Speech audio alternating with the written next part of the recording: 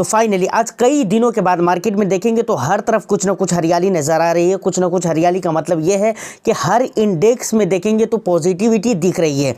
इसके ऊपर हम बात करेंगे, थोड़ी सी बात हम इसके ऊपर ज़रूर करेंगे। अगर ऐसा है तो बात करना भी ज़रूरी है। टाइम टू टाइम रीज़न क्या है, कुछ मैटर्स जो कुछ इंपॉर्टेंट बातें होती हैं उसको लेकर बात तो करना ज़रूरी है। तो उसके ऊपर हम कुछ बातें करेंगे और उसके बाद दो स्मॉल कैप फंड जिनको हम आपस में कंपेयर करके देखेंगे कि बेस्ट कौन सा हो सकता है, कहां पर निवेश करना ज़्यादा अच्छा रह सकता है, लॉन्ग ड्यूरेशन में किसके रिटर्न्स ज़्यादा अच्छे रहे हैं और उसके एक्सपेंस कितने कम रहे हैं। इन तमाम तर मुद्दों पर हम डिटेल्स में बात करेंगे। तो ऑफ कोर्स वीडियो बहुत इंटरेस्टिंग होगी सर, इसलिए एक लाइक कर दीजिए, शेयर कर दीजिए। चैनल को अगर अभी तक आपने सब्सक्राइब नहीं किया है तो चैनल को भी ज़रूर सब्सक्राइब कर लें, क्योंकि इस तरह की इंटरेस्टिंग कंटेंट मैं आपके लिए लेकर आता रहता हूँ। सबसे पहले बात कर लेते हैं बाजार की। बाजार में आप देखेंगे जिस भी इंडेक्स में देखिए थोड़ी न थोड़ी पॉजिटिविटी नज़र आ रही है।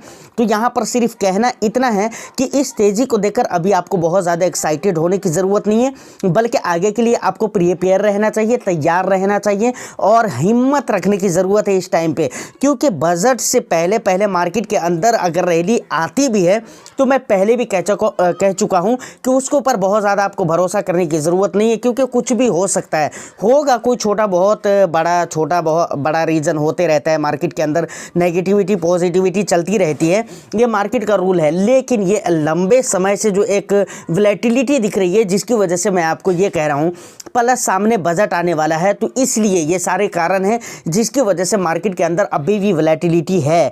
ऐसे आज अगर मार्केट गिरता है तो बहुत ज़्यादा नहीं गिरेगा, अगर गिरता भी है। देखिए इस टाइम पे तो पॉजिटिविटी है, 10:37 हो रहे हैं इस टाइम पे जब मैं वीडियो शूट कर रहा हूँ तो, लेकिन ये 1:30 बजे तक के, 2 बजे तक के, 3 बजे तक के रहता है या नहीं रहता है, आप जिस टाइम पे वीडियो देख रहे हैं उस टाइम पे बताइएगा, या नहीं तो आप रात में देखेंगे तो फिर क्या बताइएगा। फिर अपने जो भी वैल्यूबल फीडबैक हो वो आप बता सकते हैं। तो देखिए किस टाइम तक के रहती है, लेकिन अगर बाय द वे गिरावट होगी भी तो बहुत की गिरावट नहीं होगी, लेकिन हो सकता है गिरावट कहीं हो जाए। उसके पीछे का रीज़न ये है कि भाई आज सेंसेक्स की एक्सपायरी है और एक्सपायरी के दिन अक्सर मार्केट की जो हालतें रहती है वो सही नहीं रहती है। लेकिन पिछले 2 दिनों से पिछले 2 एक्सपायरी, पिछली बार जो निफ्टी की एक्सपायरी थी वहाँ पर भी मार्केट की हालत सही थी। आज सेंसेक्स की एक्सपायरी है, आज भी लग रहा है कि हालत सही ही रहेंगे, बट देखना है आगे क्या होता है, समझ रहे हैं ना। खैर कहना एक ही बात है कि आगे अगर गिरावट हो तो उसके लिए आपको तैयार रहना है। बजट तक है, अभी बहुत ज़्यादा तेज़ी को देखकर आपको एक्साइटेड नहीं होना है। अब चलिए हम 2 फंड के बारे में जान लेते हैं। देखिए जिन 2 फंड के बारे में हम बात करने वाले हैं, सबसे पहले नंबर पे आ जाता है एक्सिस स्मॉल कैप फंड, जो 10 साल पुराना फंड है, लगभग अभी देखते हैं कितना साल पुराना है, खैर वो सारी चीज़ हम देखेंगे। और 4-5 साल हो चुका है Canara Robeco small cap fund को लेकर। तो हम दोनों फंड को कंपेयर करके देखेंगे रिटर्न्स कहाँ पर ज़्यादा मिले हैं लॉन्ग ड्यूरेशन में। शॉर्ट ड्यूरेशन के रिटर्न्स हमारे लिए नॉट इंटरेस्टिंग, हमारे को कोई इंटरेस्ट नहीं है उस रिटर्न से, और ये मेरे लिए बहुत ज़्यादा काफ़ी नहीं होगा, नॉट इज इनफ, समझ रहे हैं ना। तो लॉन्ग ड्यूरेशन का रिटर्न्स हम देखेंगे। उसके बाद एक्सपेंस किसके अच्छे रहे हैं, किस तरह के सेक्टर्स में निवेश हो रहे हैं, चलिए देखते हैं डिटेल्स में।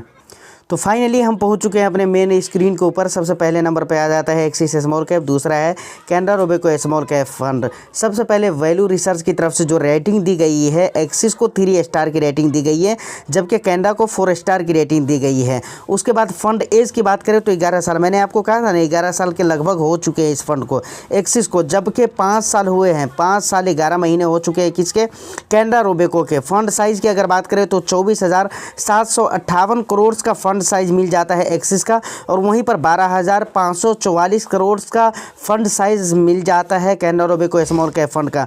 मतलब दोनों ही फंड अगर देखें, खासतौर से अगर कैनरा की बात मैं करूं तो मुझे लगता है कि भाई यहाँ पर तो अपॉर्चुनिटी भी है। अपॉर्चुनिटी मैं इसलिए बोल रहा हूँ क्योंकि यहाँ पर फंड साइज़ अभी बहुत बड़ा नहीं है, तो इसका आप फ़ायदा उठा सकते हैं, समझ रहे हैं ना। उसके बाद चलिए देखते हैं आगे और भी क्या क्या चीज़ें हैं, बहुत सारी चीज़ें अभी मैं आपको दिखलाने वाला हूँ। रिटर्न्स की अगर मैं बात करूँ ना तो सबसे पहले नंबर पे अगर 1 ईयर का रिटर्न्स देखें तो यहाँ पर एक्सिस का मिल जाता है आपको। एक्सिस स्मॉल कैप ने पिछले 1 ईयर में 15% का रिटर्न्स दिया है, जबकि कैनरा रोबेको ने सिर्फ 11% का रिटर्न्स दिया है। पिछले 3 ईयर्स में 17% का रिटर्न्स है एक्सिस का, कैनरा का 16% का रिटर्न्स है। पिछले 5 ईयर्स में 26% का रिटर्न्स है, जबकि 31% का रिटर्न्स कैनरा का मिल जाता है। तो ये एक अच्छी बात है कि लॉन्ग ड्यूरेशन में कैनरा रोबेको स्मॉल कैप के रिटर्न्स ज़्यादा अच्छे नज़र आते हैं। अब अगर मैं सेक्टर की बात करूँ, टॉप 3 सेक्टर्स की, तो बहुत ज़्यादा का फ़र्क यहाँ पर नज़र नहीं आता है। एक्सिस का देखें तो फिनेंशियल है, उसके बाद कैपिटल गुड्स है, हेल्थ केयर है। यहाँ पर देखें तो कैपिटल गुड्स है, सर्विसेज है और फिनेंशियल है। फिनेंशियल यहाँ पर भी है, फिनेंशियल यहाँ पर भी है, और कैपिटल गुड्स यहाँ पर भी है, कैपिटल गुड्स यहाँ पर भी है, यहाँ पर सर्विसेज है, तो यहाँ पर हेल्थ केयर है। ये थोड़ा फ़र्क देखने को मिल जाता है। उसके बाद आएंगे अगर कंपनी देखेंगे तो कंपनीज आप यहाँ पर रीड कर सकते हैं। अगर इन सारी चीज़ों को अगर मैं बताऊँ तो मुझे लगता है कि बहुत ज़्यादा समय लग जाएगा। अब आता है बहुत ही मेन चीज़ भाई, पीई रेशियो। किसी भी फंड का वैल्यूएशन कितना ज़्यादा है या कितना कम है वो हमें पीई रेशियो से पता चलता है।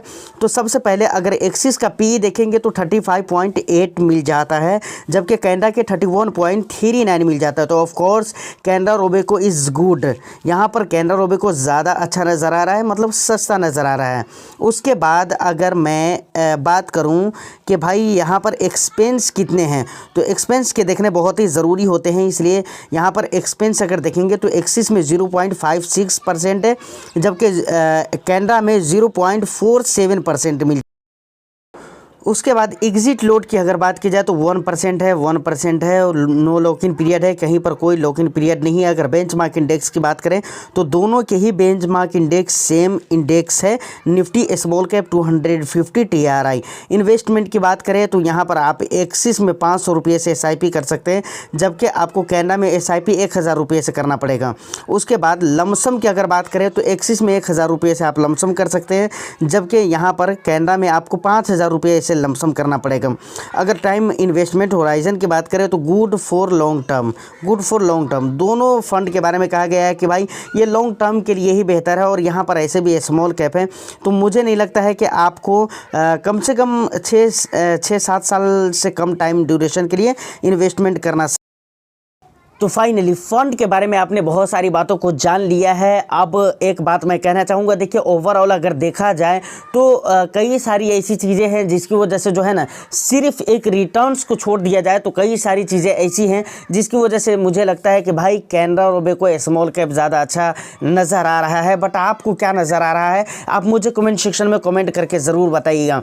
और कोई अलग भी कोई दूसरा भी पॉइंट हो आपके पास इन दोनों फंड में से किसी भी फंड को लेकर, तो आप मुझे वो भी कमेंट सेक्शन में कमेंट करके बता सकते हैं। देखिए बहुत सारा कमेंट आया हुआ है, मैं बाहर था इसलिए रिप्लाई नहीं कर सका। आज सबका रिप्लाई मिल जाएगा, इंस्टा से लेकर और कमेंट सेक्शन तक के। बाकी वीडियो कैसी लगी आप मुझे कमेंट सेक्शन में ज़रूर बताएं। उम्मीद करता हूँ कि अच्छी लगी हो, तो एक लाइक कर दीजिए, शेयर कर दीजिए। चैनल को अगर अभी तक आपने सब्सक्राइब नहीं किया है तो चैनल को भी ज़रूर सब्सक्राइब कर लें। मैं फिर मिलता हूँ किसी नेक्स्ट एंड इंटरेस्टिंग वीडियो में। जब तक के लिए all the best. Thank you for watching.